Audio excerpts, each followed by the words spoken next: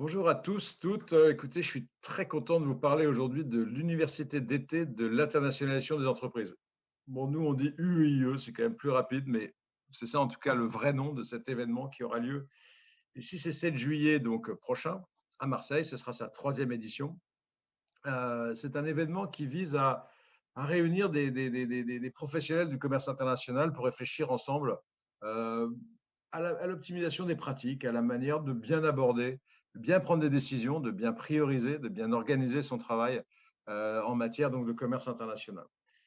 C'est un événement qui est un peu différent des autres. Bon, il a lieu d'abord à Marseille, dans une villa, dans le parc d'une villa sur la Corniche, en plein air. Mais surtout, il a toujours été conçu comme un événement où on demandait aux gens de venir pour coopérer et pour apporter leurs connaissances aux autres.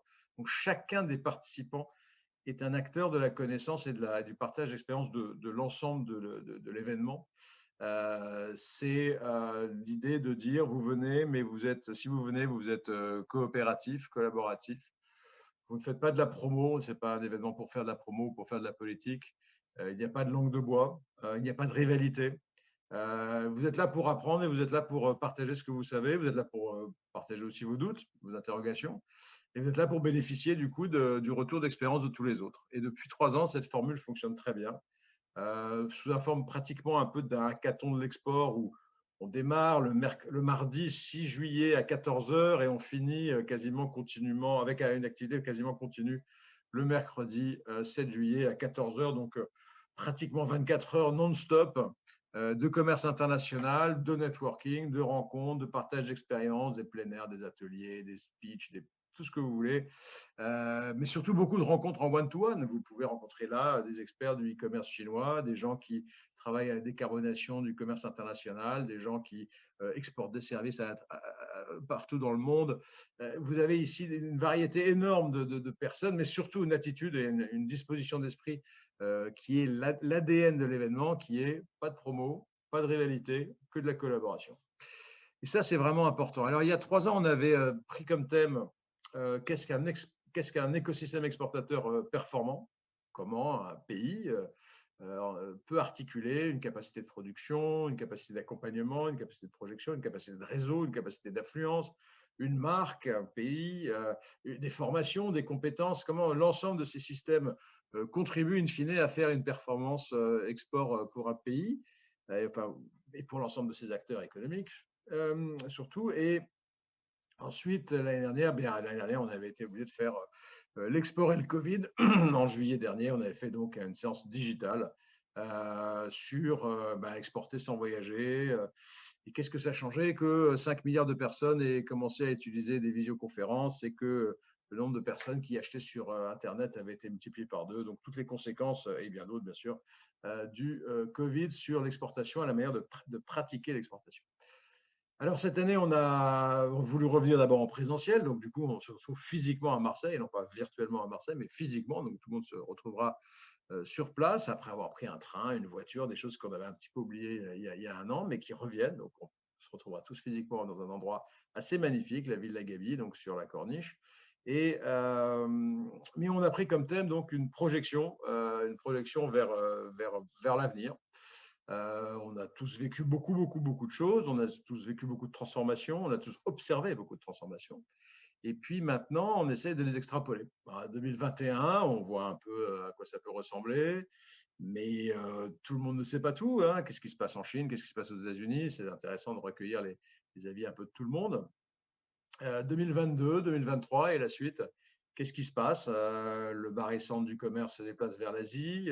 L'Afrique accélère sa croissance ou reprend sa croissance, en tout cas après la petite pause du Covid, mais ça va reprendre très vite. Le digital ouvre un maximum de possibilités de transformation de votre exportation, exporter autre chose, exporter des services, exporter des datas. C'est un nouveau commerce qui démarre avec le digital, mais c'est aussi un accélérateur du commerce des produits et du commerce plus classique. Comment on vend plus vite des shampoings pour chiens grâce au digital, c'est quelque chose dont on discutera. Comment on vend plus vite dans le monde entier, je veux dire, des shampoings pour chiens. Et donc, tous ces éléments, on voit que ce sont des transformations fortes. Et puis, il y a l'ambition et surtout l'obligation pour le commerce international de se décarboner. En gros, on a 10 ans pour être carbone zéro, sinon les exportations vont être complètement discriminées par rapport à la production locale. Et donc là-dessus, il y a des efforts colossaux qui sont engagés. Il y a énormément de solutions. Elles sont un peu lentes à mettre en place et c'est pour ça qu'il faut s'y mettre le plus rapidement possible. Et donc là, on a tout un agenda, toute une discussion sur ce thème.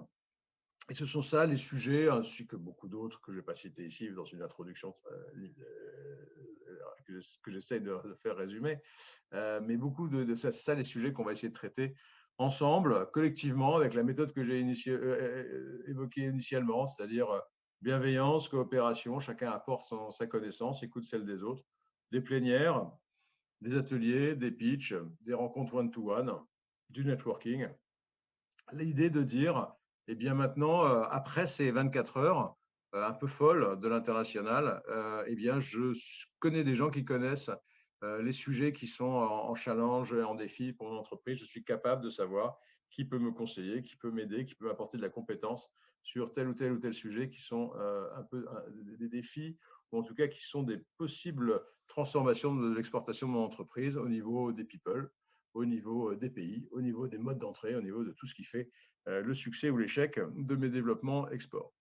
Voilà, donc si vous avez envie de venir, si ça vous plaît, si vous êtes dans cet état d'esprit coopératif, si vous avez envie, vous aussi, d'apporter votre compétence et de recevoir en retour celle des autres, sans marchandisation, sans promotion, sans ambition de rivalité ou de puissance ou de se mettre en avant. Donc, si vous êtes dans cet état d'esprit, vous êtes le bienvenu ou la bienvenue le 6 et le 7, donc pour 24 heures un peu spéciales de l'international.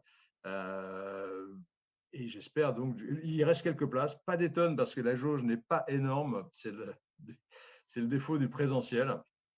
On est un peu limité, donc il doit rester quelques dizaines de places. Le site, c'est uemarseille.com.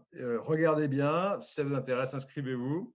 Et si vous êtes là le 6 et 7 juillet, je serai absolument ravi de vous y retrouver. Je vous souhaite une bonne journée et de très bonnes affaires. Et à très bientôt. Au revoir.